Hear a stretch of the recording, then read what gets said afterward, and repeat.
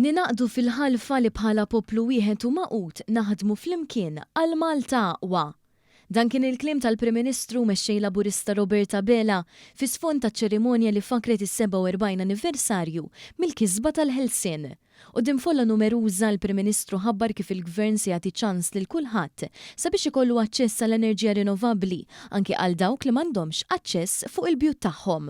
Imiss li nagħtu iċ-ċans lil kulħadd li jkollu aċċess għall-enerġija rinnovabbli anke għal dawk illi l-ispazju ta' djarhom ma jippermettilhomx illi jkollhom installazzjonijiet fid-dar tagħhom. Dan kollu flimkien ma' miżuri oħra għamilnihom ġo pjan. Pjan illi irid jara illi sas-sena 2030, jiġifieri sa 4 snin oħra, pajjiżna jiġġenera 25% tal-enerġija tiegħu minn sorsi rinnovabbli. Pjan mibni fuq il-ġenerazzjoni tal-enerġija rinnovabbli mix-xemx u mir-riħ. Fid-diskors tiegħu il-Prim Ministru Roberta Bela ċenna kif l-ikbar kisba ta' Gvern Laburista kien it-tkabbir tal-ġid u l-ħolqien tax-xogħol.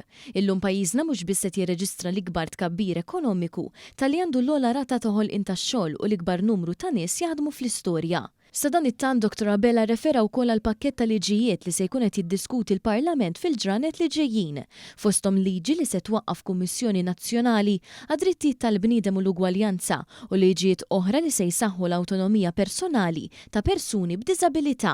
Malta lek se tkun fost l-ewwel pajjiżi li se tkun qiegħda tilleġisla dwar mudell bħal dan. Se jkollna liġi dwar il-protezzjoni ta' adulti vulnerabbli, liġi li tipprevjeni l-abbuż, in-negliġenza u l-isfruttament tagħhom. Liġi li tipprovdi wkoll mekkaniżmu ta' intervent u appoġġ u li tiffoka fuq is-sigurtà u l-benesseri tal-individwu. It-tieni liġi hija dik tal-awtonomija personali li tissiġilla id-dritt sagrosant ta' kull persuna illi tieħu deċiżjonijiet importanti fuq ħajjitha hija stess. Liġi illi tippromuovi l-indipendenza u r-rispett lejn il-volontà tal-individwu. Il-Prim Ministru Roberta Bela mer referenza ta' taqlib ġeopolitiku madwar id-dinja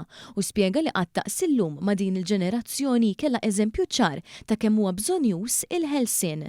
Il-Prim Ministru għala id-diskors tiegħu billi tenna l-impenn tal-Partit Laburista li l-kisbiet kollha li jagħmel pajjiżna fl-aħħar snin jiġu msaħħa u sostnuti sabiex ikomplu jitgawdew minn uliedna u l-ġenerazzjonijiet ta' warahom. Nagħtu garanzija lill-familji tagħna, liż-żgħażagħ tagħna, lill-anzjani tagħna u fuq kollox lit-tfal tagħna illi dak li stinkajna għalih tul is-snin se nibqgħu insostnuh, inkabruh u ngawdu minnu għall-futur.